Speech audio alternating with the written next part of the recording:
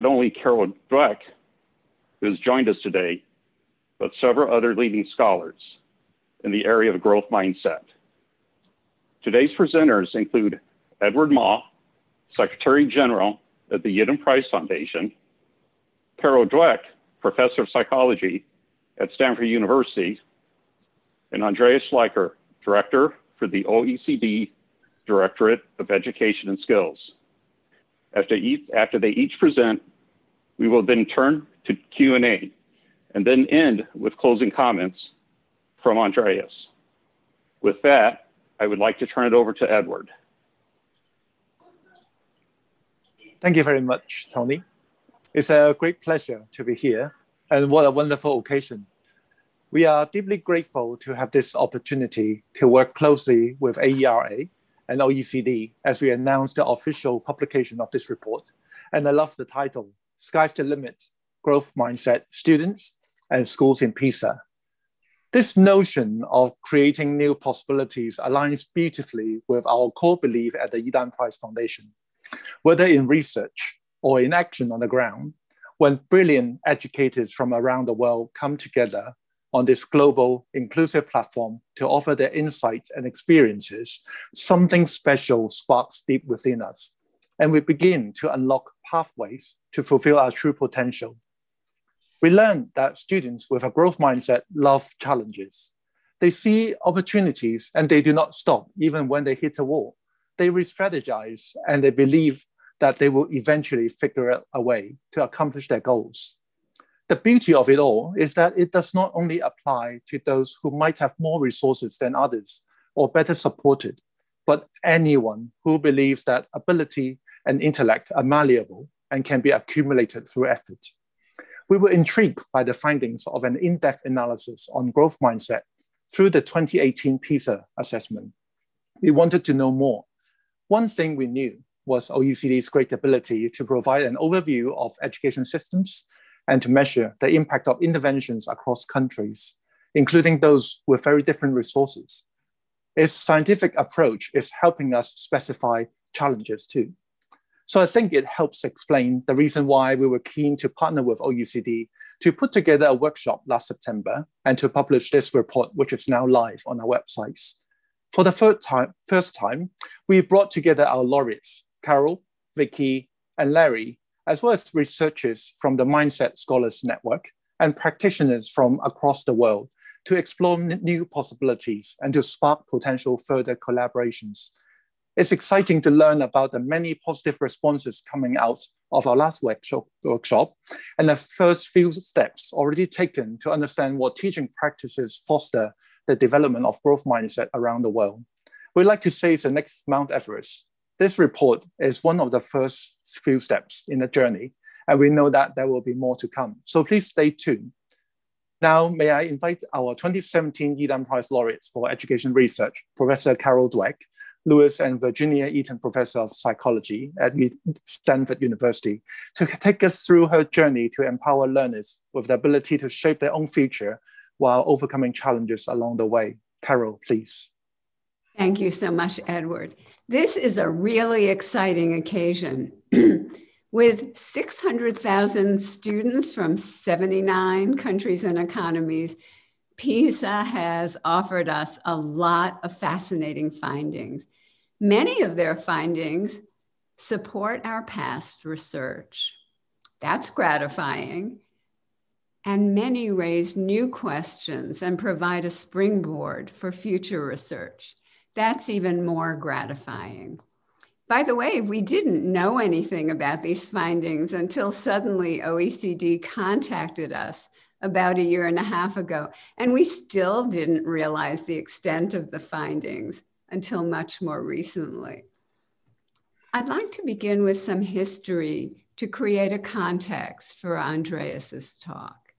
Many years ago, we asked a question. Why do some students seek out challenges and cope well with difficulty, while other students, no less capable, avoid challenges and lose heart when they face difficulty? This question, we believe, is at the core of student learning and effective, inclusive education, education that can prepare students to contribute to society in ways we so urgently need. In researching this question, we found that students' mindsets were part of the answer. Students' mindsets are the beliefs they've formed about their ability.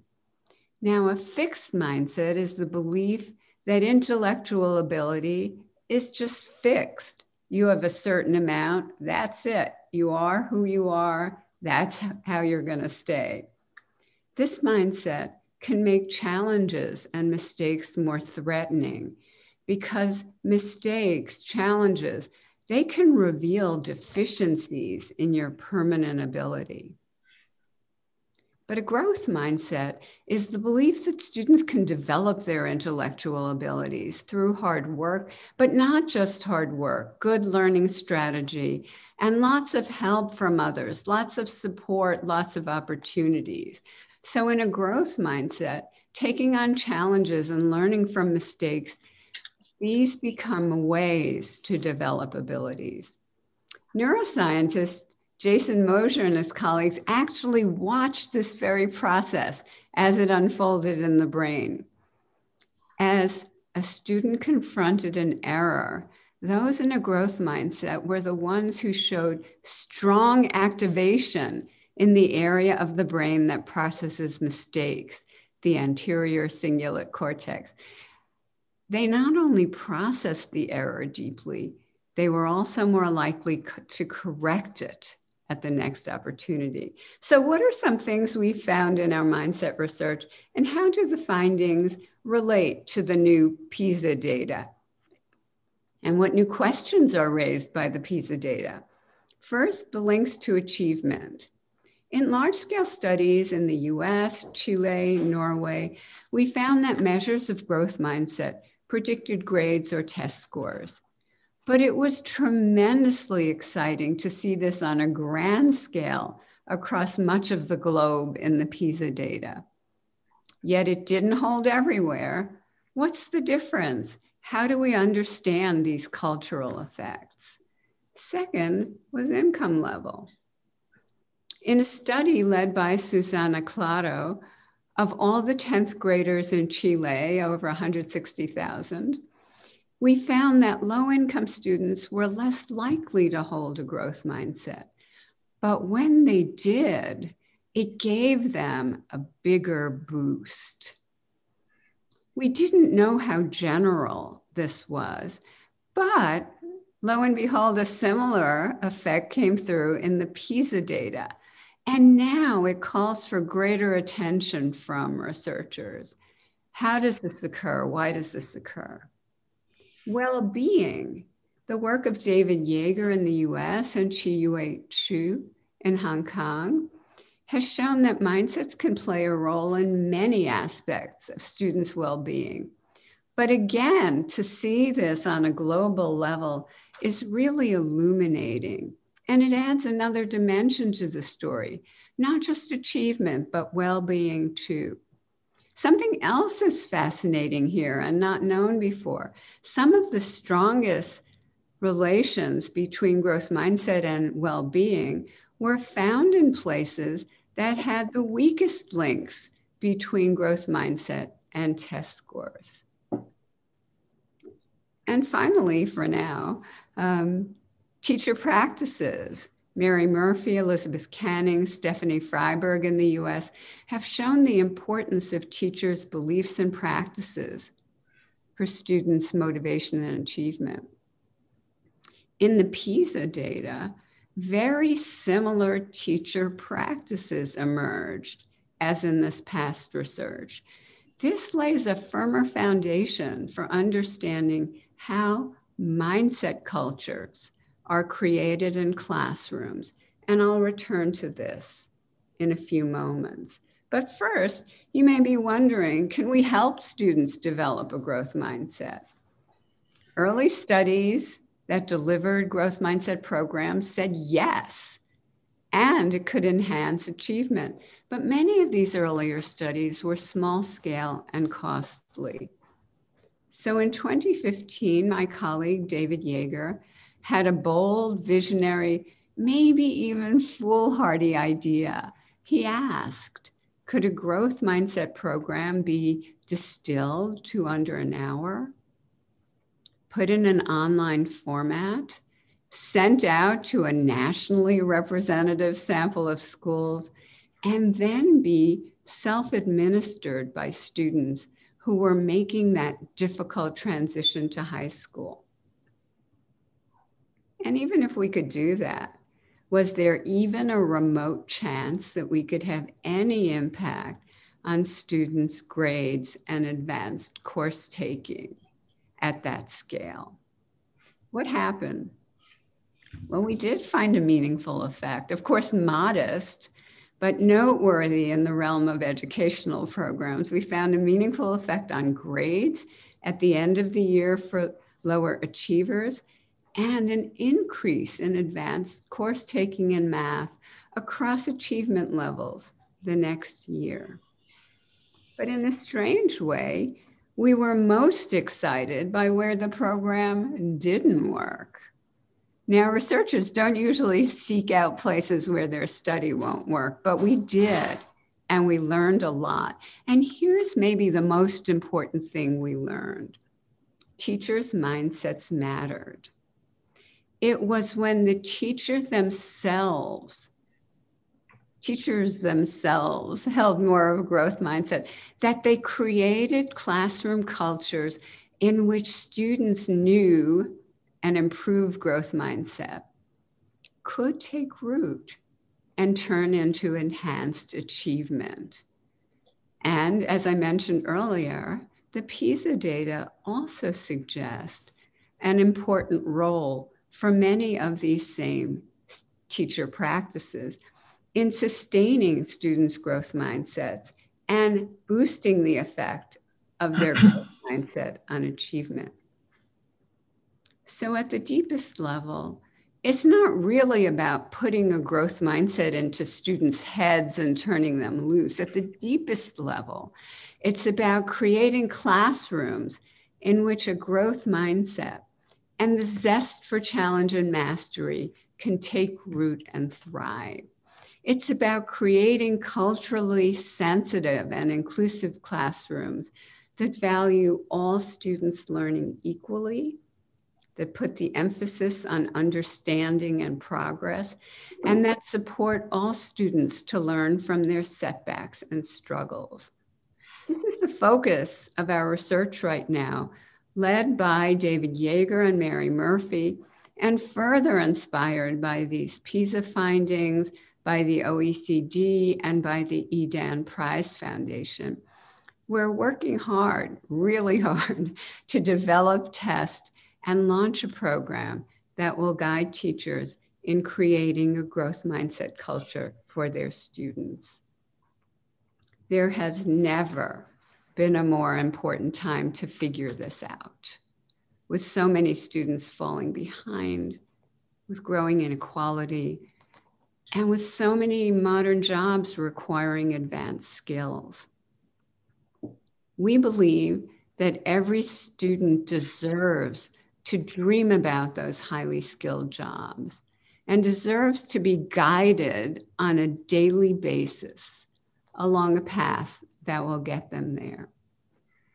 In our pandemic-ravaged world, can we afford to lose even one single student's contribution to society? I don't think so. Thank you.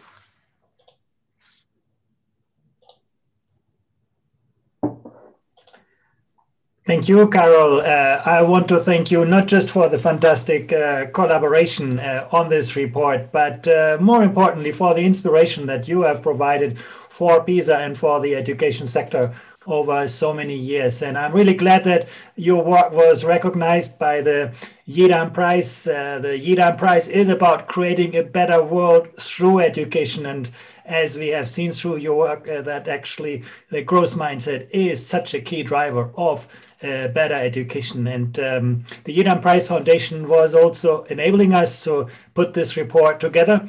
And for that, I want to thank my colleagues Miyako Ikeda, Pierre Godin, and also Rodrigo Vale, who were the masterminds of the results that I'm going to present to you now. And for that, I'm going to just share my screen.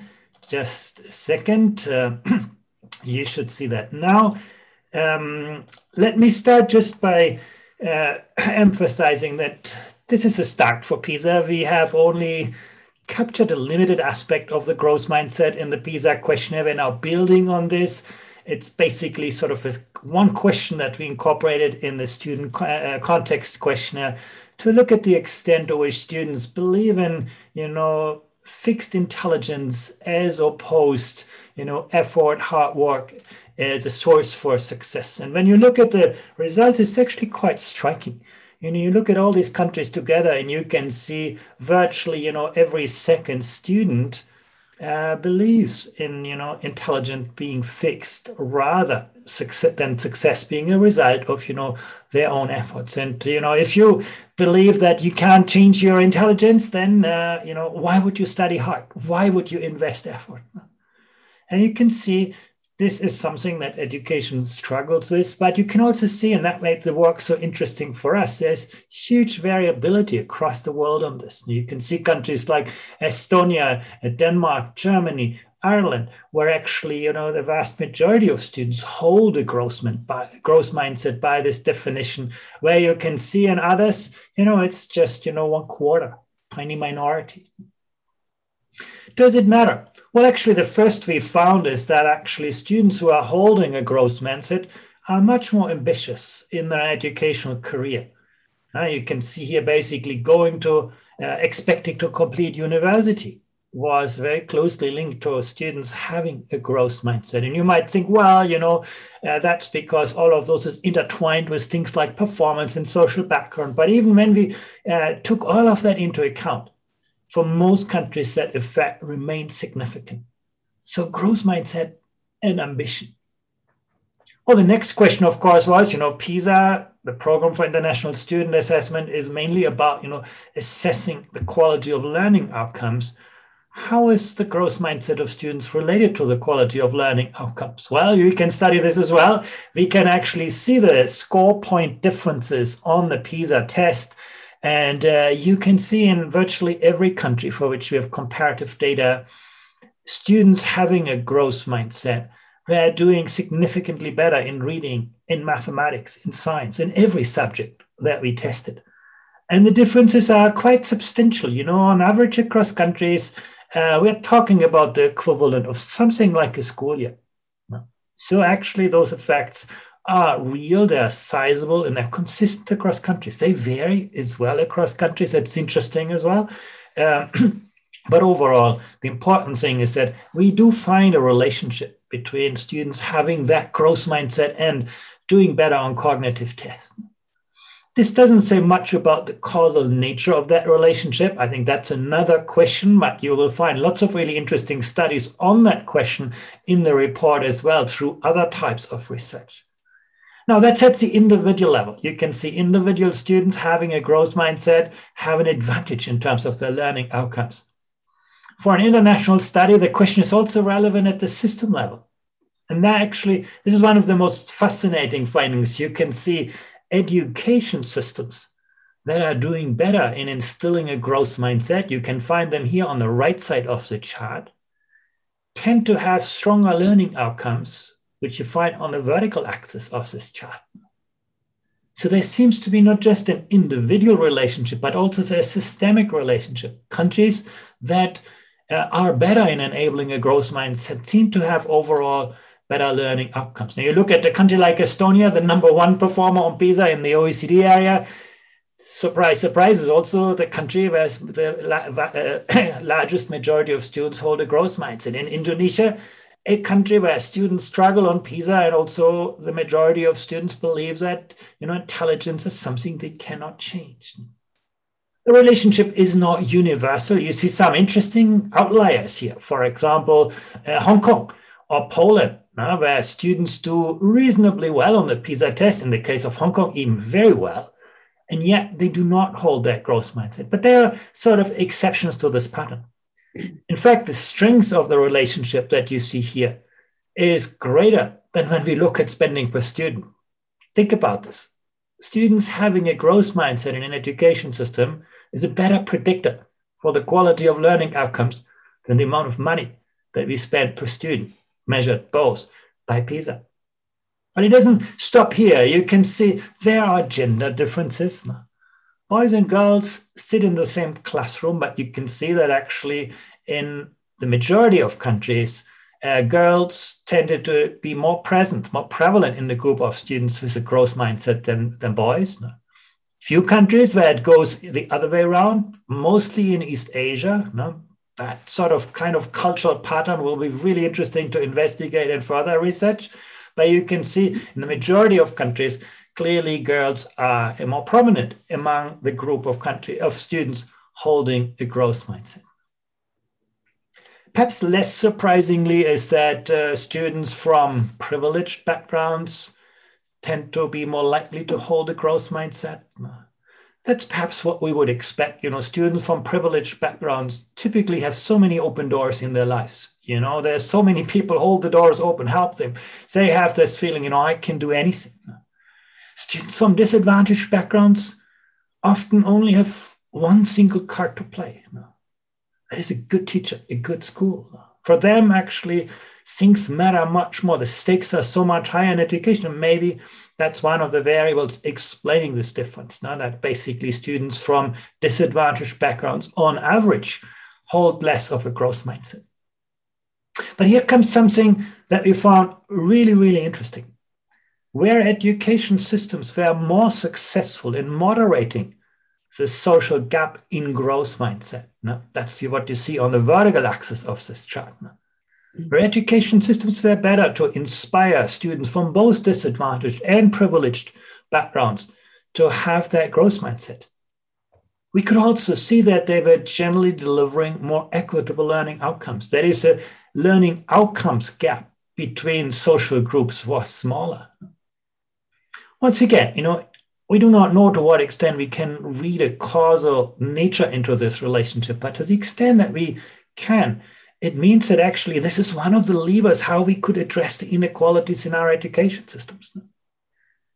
Enabling students from all social backgrounds, developing that aspiration, that growth mindset, that belief that, it's their own effort, their kind of, their own kind of struggle that will help them to succeed, could be one of the levers to bridge the gap in learning outcomes between students from privileged and less wealthy backgrounds. Once again, I want to caution this. We cannot, necessarily deduce that from this chart that you can see here, but it's an interesting relationship that we should study further in this kind of respect. I also sort of want to look at one thing that one aspect of social background is often, the immigrant status of students. And here we see something interesting. In a number of countries, the growth mindset was more prevalent among students with an immigrant background, whereas in other countries, it was the other way around. Students with an immigrant background were less represented in a group of students with a growth mindset. Again, something also, I think, something worth for further studies. And Carol mentioned some really interesting finding before, namely that for some student groups, socioeconomic groups, growth mindset matters more. And in fact, that's the same that we found in the PISA results. For example, we saw that actually girls who generally hold more of a growth mindset than boys, it mattered more for them.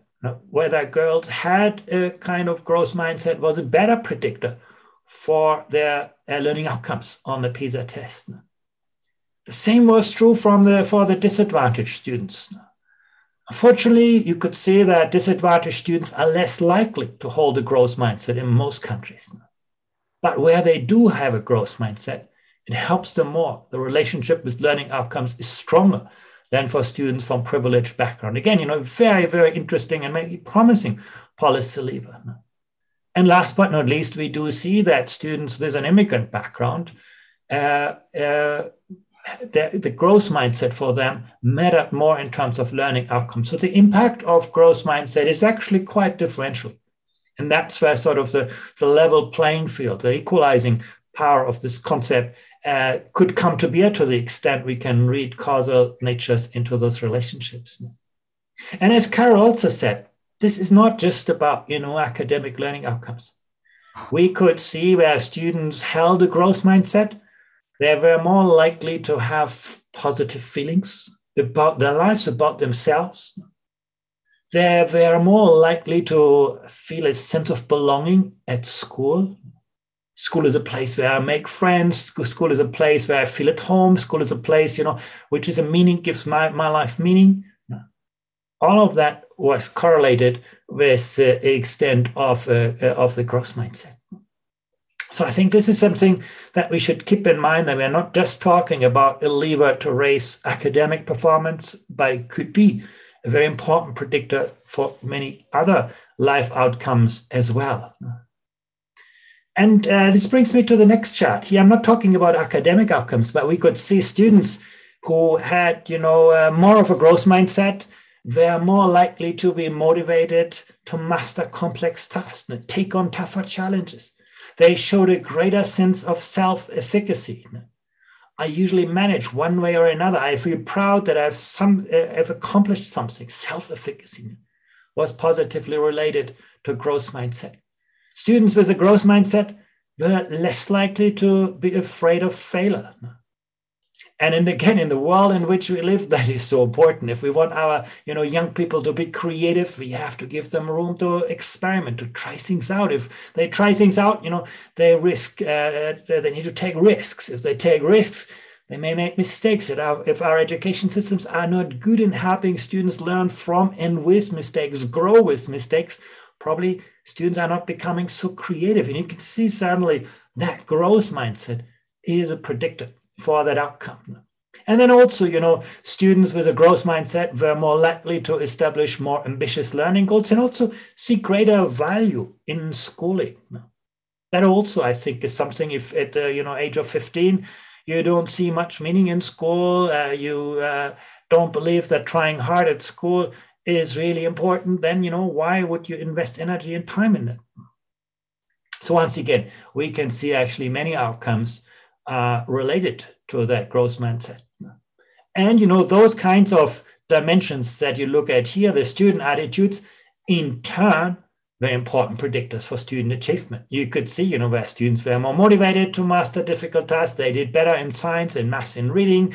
They had a greater sense of self-efficacy. They did better on the test, where they were, less afraid of failure, where they had more ambitious learning goals, so greater value in school. You could see, those outcomes are related to the growth mindset, and in turn are good predictors of academic performance. That's where you can see the circle closing again. Now the question obviously is, what can we do in school about, fostering, developing, nourishing that kind of growth mindset? And fortunately, PISA is not just, a test of student learning outcomes and also, serving students on their attitudes, their growth mindset, but PISA also collects data from teachers and collects data from schools and sometimes actually even parents. So we can put the picture all together and then see to what extent there are interactions between those different dimensions. What you can see clearly is where students, this is data where students, talked about their teachers. You could see where students said, my teacher helps students with their learning. You can see there was a much larger kind of, in that group, a much larger share of students with a growth mindset. Where students said, the teacher gives extra help when students need it. Among those students who said so, the share of students with a growth mindset was much larger. Where students said the teacher continues teaching until students understand, sort of not, says rushing through the material, but really taking care that, students are with them. You could see the share of students with a growth mindset was large. And also teacher shows an interest in every student's learning. The perception, this is not just the average that counts, but it's every student that counts. So you could see the students' perceptions of what teachers are doing really relates positively to those learning outcomes. That really means, sometimes we do not know to what extent, what students say about their teacher is the reality in the classroom, but even the perceived reality seems to matter in terms of, those kinds of outcomes. And, you can also see the type of instruction. When we surveyed students about, pedagogy, you could see where a student said the teacher adapts the lesson to my class needs and also to the knowledge levels among the student populations. Same effect, more prevalence of a growth mindset, where the teacher provides individual help when a student has difficulties understanding a topic or task. And this is quite important. This is not about lowering expectations or ambitions when a student struggle. It's about, redoubling the effort, redoubling the support. And you can see where that happens. You can see basically growth mindset was more prevalent. One finding that is sort of at the beginning a little bit perplexing, and we struggled with this as a lot, you can see actually for students in the middle range of the learning outcomes, teacher feedback seemed to be a positive predictor for having a growth mindset. But for students at the low end of the performance spectrum, it turned the other way around, and we can't quite explain it. One hypothesis is that, sometimes maybe, teachers may give feedback with a kind of zero-sum mentality. Some students succeed, others not. We do not know what the explanation is, but this is something warranting further study. Now, we can't simply say, teacher feedback is a great thing, it's a great thing for growth mindset. It seems to work for, students in the middle range of the performance. It doesn't seem to work for students at the lower range of performance. It may have to do with the nature of the feedback, the nature, the quality of student-teacher relationship, something we should be studying further. Now, that was about the teachers, students' perceptions about the teachers. We also saw, important aspects on the school. Schools and privileged neighborhoods with a kind of more advantaged social background had a higher prevalence of growth mindset. Again, that's not surprising. That's what you can see. Schools in cities, even after accounting for social background, had an advantage in terms of growth mindset. And that maybe, cities might just be environments where students have more opportunities, where students can see a bigger picture of the world and can see themselves. Whereas in rural or village areas, that was less pronounced. That's obviously something that you cannot change very easily. Those kind of characteristics are often, fixed, particularly in countries with a lot of residential segregation. You just need to see how you can mediate the effects, and that's where you could see the teacher before playing such a crucial role. And also here, when I look at variables that I can change different from what you saw before, you could see basically where schools are more likely to adapt teaching to the students' needs in disadvantaged schools. That, had a big predictive effect on the prevalence of growth mindset.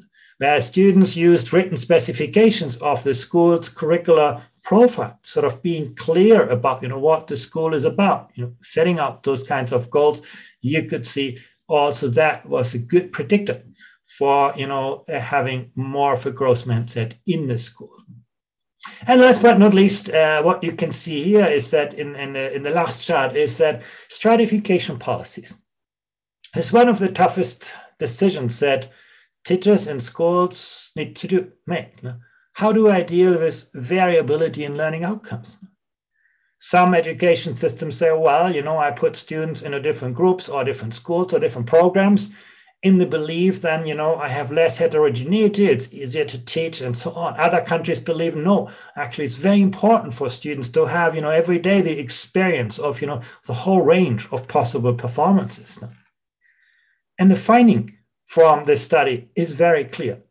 Where basically students used less stratification, whether it was tracking, grade repetition, almost any form of selection, you could see actually the likelihood of, or the prevalence of a growth mindset was much stronger. Where basically, students used more, tracking and grouping of students, making sort of more homogeneous subgroups, you could see actually growth mindset was often less pronounced. Maybe the signal being given to a student, well, we put you in a group with, lower performing students, and then, signaling to them, well, maybe you're not just good enough for being in a more advantaged program. That's, an hypothesis, but the finding is very clear that basically stratification policies were one of the best system level predictors we had for the prevalence of a growth mindset. You can see that also across countries. You know, when I look here at the extent of the prevalence of the growth mindset, and here at, you know, what I call an index of academic inclusion, you could see there is a positive relationship. So in a nutshell, PISA effect sizes associated with growth mindset exist. They are very visible, and actually they're in line with previous research findings. The difference is that you now have cross-country comparative data. As Carol has already said, this is something we can do something about. You know, you could see some of the teacher effects, but also the intervention studies that Carol has mentioned. Actually, it's not something that is rocket science. It's something with actually modest investment can lead to very substantial changes in mindset. And you heard also from Carol, and you see lots of really good examples in this booklet, that those interventions are actually quite well scalable and very cost effective. It doesn't take much, and it can have a huge effect. Thank you very much. Thank you, Andreas, and thank you to our other presenters. We'll now open it up to Q&A. We invite you to press the raise hand icon if you have a question. Okay, we do have a question from Jill Barchet. Jill, you are able to turn on your microphone and ask your question. Hello, good morning. Can you hear me? Yes, Jill. Yes, we can. Hi, good morning.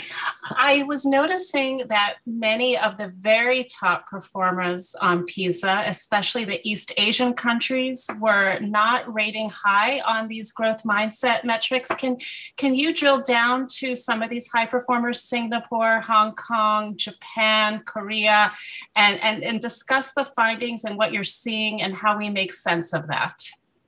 Yeah, you know, I wouldn't associate this so much with high performance, because you have countries like Estonia, like Finland, who actually have a very strong growth mindset and also do well on PISA. But clearly we have a kind of culture or geographic effect here. And that's something I don't think this report gives you a good answer on this. This is something I think that we need to study more deeply. Why in some countries that still do well on PISA, in East Asia, the growth mindset is still very limited. You know, I look at it the other way around. Imagine those countries will succeed, not only to develop great academic outcomes, but also equip their students with a growth mindset. But I think, you know, you raise a good question, but it's more about culture and geography here than about, you know, there are high-performing countries that also have a strong growth mindset. But maybe, I know, maybe Carol would like to comment on this. I'm fascinated by that question. That question has gripped me. And the way I understand it tentatively, this is a hypothesis, that there are cultures that attain very high levels of student effort across the board.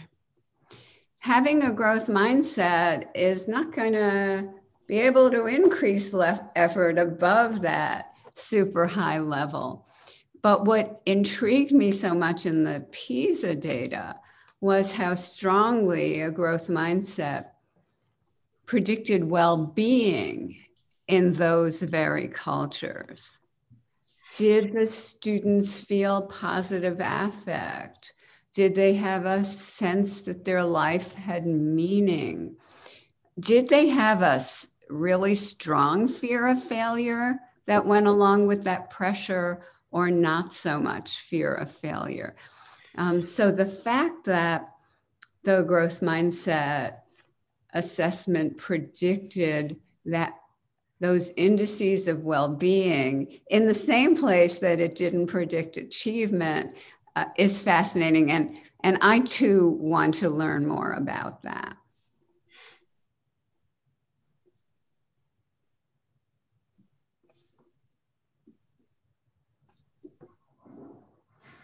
Thank you for that. Do we have any other questions?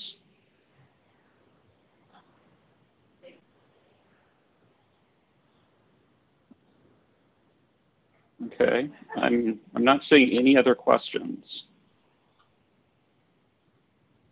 Tony, this is George. I have one question that I wanted to raise, more so to Andreas. Can you speak a little bit more about how the PISA data is collected?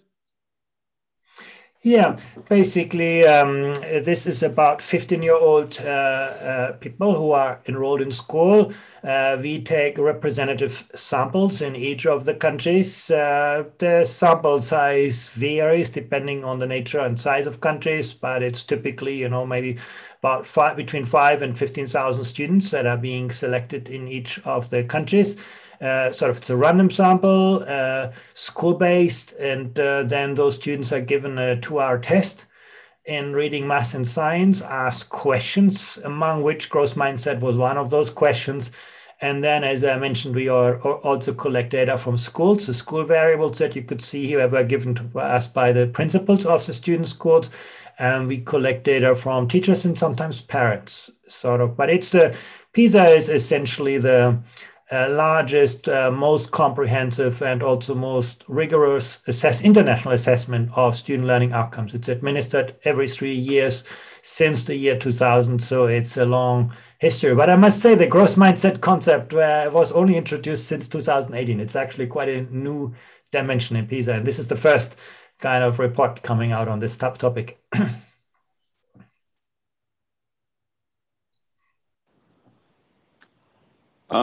We have another question.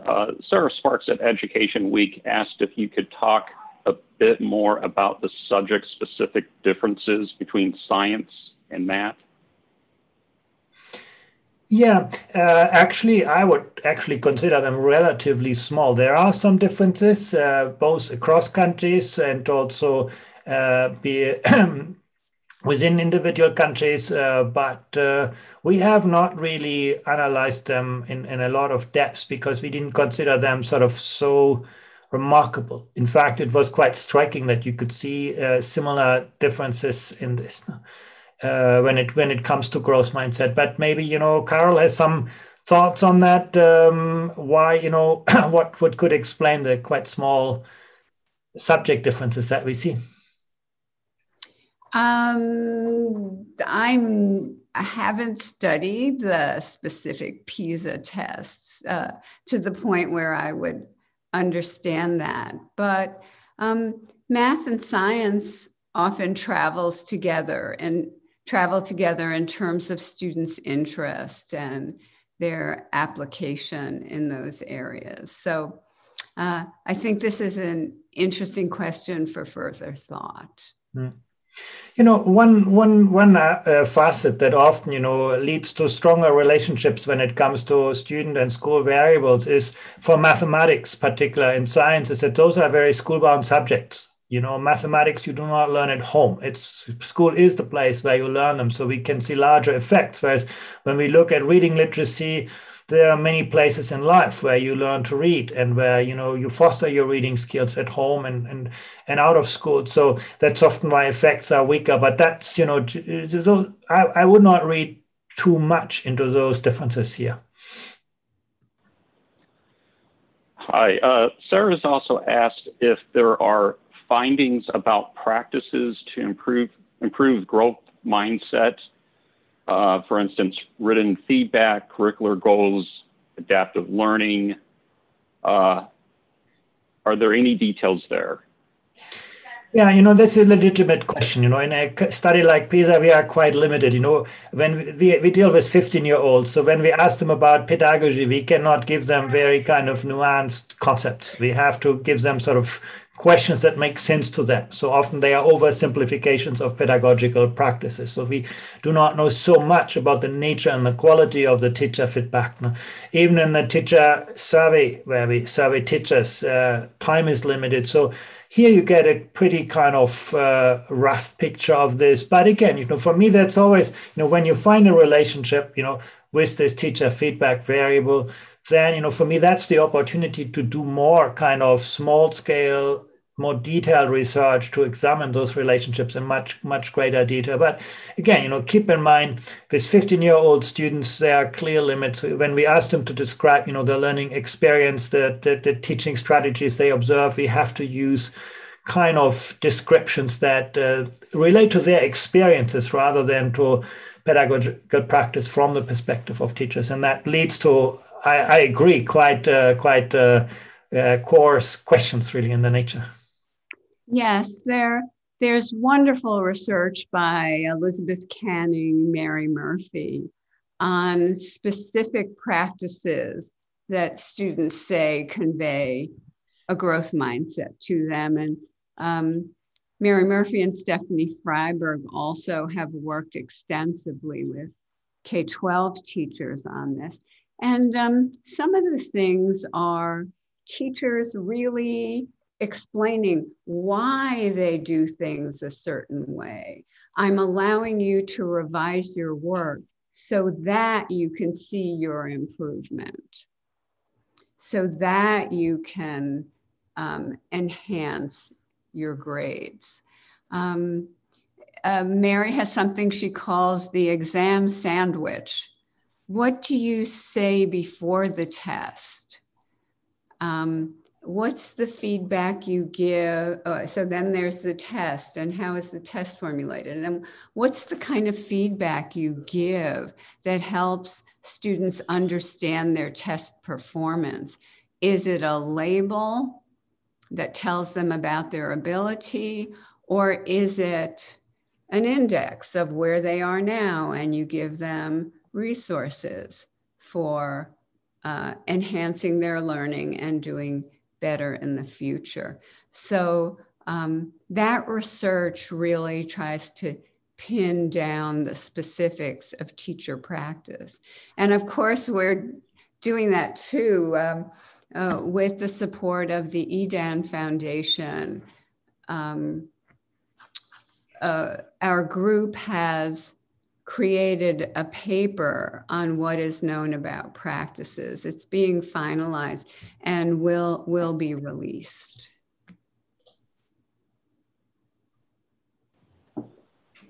Okay, thank you. Are there any other questions from our attendees?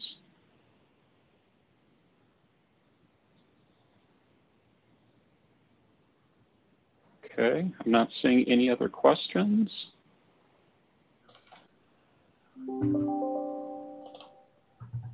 Okay, so maybe we should turn to our closing then. Andreas, we'll turn it to you. Thank you so much. I mean, thank you for the interest in this. And actually, I thought the questions that we received actually provide a lot of angles for where PISA can take this work further. We do intend to give more space to this important concept in the next PISA round. We've found a lot of interesting findings from this.